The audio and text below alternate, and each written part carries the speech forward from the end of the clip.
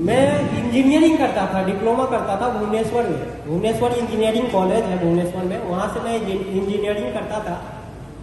Covid के बाद मार्च में मेरा कॉलेज बंद हो गया, जिस वजह से मैं फिर गांव आ गया। बिहार मेरा गांव पड़ता है मुजफ्फरपुर में, बिहार मुजफ्फरपुर मेरा गांव पड़ता है, डिस्ट्रिक्ट है मुजफ्फरपुर का नाम।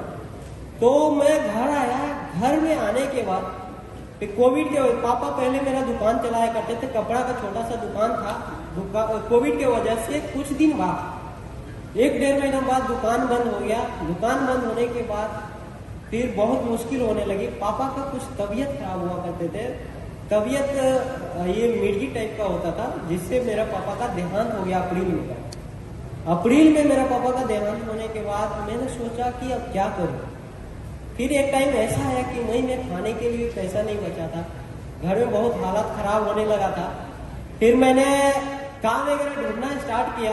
मम्मी को देखते थे, बहुत परेशान रहती थी मम्मी, काम वगैरह करती थी, गाय वगैरह है हमारा घर में, तो गाय वगैरह से पैसा आता था, तो बहुत परेशान रहती थी मम्मी।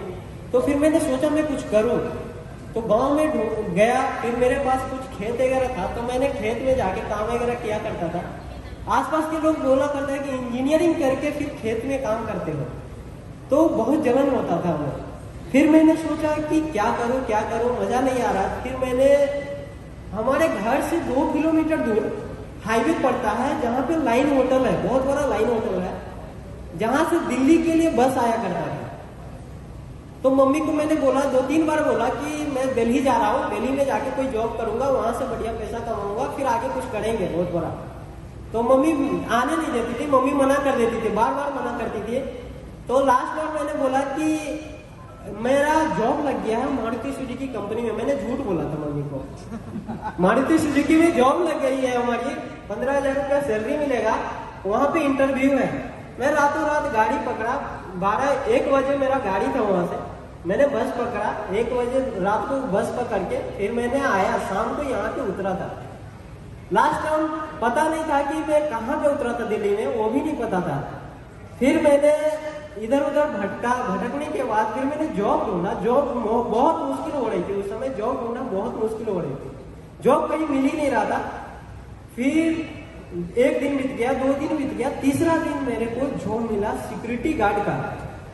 सिक्योरिटी गार्ड का जॉब जो मिला, एक इंसान था, उससे बात हुई, वो बोला कि चलो पीजी चलता है, वहां पे सिक्योरिटी गार्ड में जॉब कर लेना है। तो मैंने आया, वहां पे देखभाल करता था, 9,000 रुपया सैलरी मिलता था। फिर मैंने सोचा अगर सिक्योरिटी गार्ड का जॉब अगर मैं करता रहूं, कहां तक पहुंच पाऊंगा आगे, मजा नहीं आ रहा था करके सिक्योरिटी गार्ड का जॉब। फिर मैंने 2 महीना किया, 3 महीना किया, फाइनली 15 सितंबर को विवेक बिंद्रा जी का एक वेबिनार हो रहा था।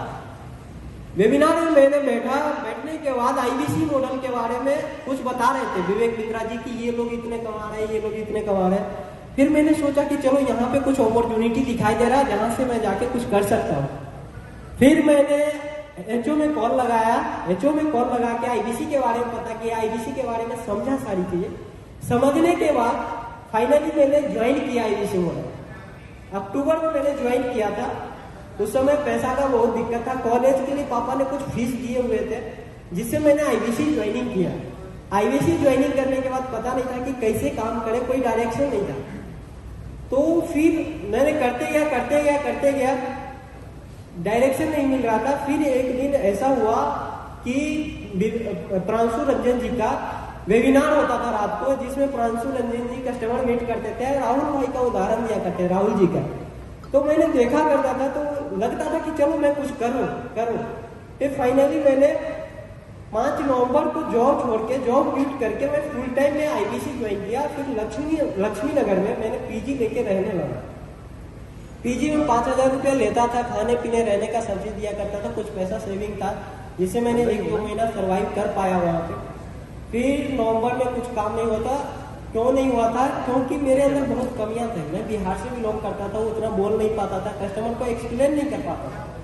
फिर जाके मैंने पांडे जी से बात किया, पांडे जी समझाया, बहुत सारी चीजें सिखाई पांडे जी ने, और फिर भी जाके नहीं हो रहा था। नवंबर बीत गया, दिसंबर में फाइनली 25 तारीख को प्रांशु रंजन जी से बात हुई हमारी।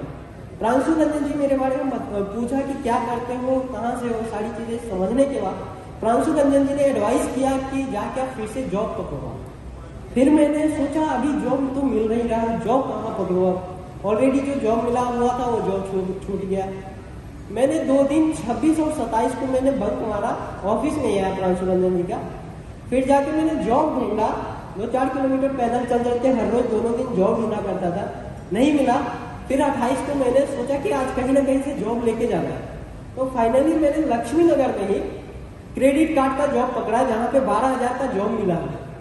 वहां पे बताया, मैं टाइमिंग मैच कर रहा था। हम तो ऐसा सोच रहे थे कि ऐसा ना हो कि अगर मान के चलो मैं जॉब करने चले जाऊं तो आईबीसी का काम छूट जाए, क्योंकि यहाँ तो ग्रोथ है लेकिन कमी मेरे अंदर है। अगर ऐसा ना हो तो मैंने टाइमिंग मैच कर रहा था। तो वहां पे फाइनली जाके टाइमिंग भी शेड्यूल हो गया कि 9 से 5 आपको आके यहाँ पे काम करना है, कॉलिंग करना है, उसके बाद आप फ्री हो सकते हो। तो फिर मैंने सोचा चलो 2 घंटा का टाइम मिल सकता है। फिर मैंने 9 से 5 क्रेडिट कार्ड में जॉब किया। फिर जाके प्रांशु रंजन जी का ऑफिस आया करते थे 2 घंटा के लिए। फिर मैंने 6 बजे ऑफिस फाइनली पहुंचता था, वहां से थोड़ा ही दूर पड़ता था। 6 बजे नहा धो के फाइनली ऑफिस पहुंच के मैंने हर रोज काम करता था। जनवरी में कोई सेल नहीं हुई, फरवरी में फाइनली जाके हमारा 1 लाख का रेवेन्यू हुआ था, जिसमें ऑफर चला हुआ था, जिसमें 40% मिल रहा था। तो उस समय ये टीडीएस काट के हमें 39,000 का कमीशन बना। फाइनली मार्च में हमारा एग्जाम था, इंजीनियरिंग का एग्जाम था, भुवनेश्वर जाना था। मैं सोच रहा था, कॉलेज वाला बराबर कहता था कि पैसा पे करोगे तभी एग्जाम दे पाओगे, नहीं तो नहीं दे पाओगे। फिर मैं सोच रहा था पैसा तो है नहीं, पैसा मैं दे नहीं पाऊंगा। तो मैं फाइनली डिसाइड कर लिया था कि चलो एग्जाम तो हो नहीं पाएगा, अब आईबीसी में ही बेस्ट करना है। फिर फाइनली 13 तारीख को मेरे पास 39,000 रुपया बड़ा बिजनेस की तरफ से क्रेडिट हो गया। फिर मैंने सोचा चलो और बन सकता है। फिर मैंने गया, कॉलेज गया, 17-18 को कॉलेज गया, यहाँ से दिल्ली से भुवनेश्वर गया ट्रेन से। फिर जाके मैंने वहाँ पे डिपॉजिट किया, पैसा जमा किया। पैसा जमा करने के बाद एग्जाम देने दिया। एग्जाम 5th सेमेस्टर का एग्जाम चल रहा था मेरा। मैंने एग्जाम दिया। एग्जाम देने के बाद फिर मैं अप्रैल 17-18 को फिर वहां से दिल्ली आया। दिल्ली में आके फिर मैंने काम करना स्टार्ट किया। फाइनली मैंने 20 से एडवर्टीजमेंट स्टार्ट करवाया था। मैंने 10 दिन के अंदर में 5 सेल निकाला था। 5 सेल निकालने के बाद उस समय भी 40% का ऑफर चल रहा था, जिसमें फाइनली मेरा 1,06,000 का कमीशन बना था। सारी चीजें कोड रिवर्सल भी कुछ था, जिसमें 1,06,000 का कमीशन बना था।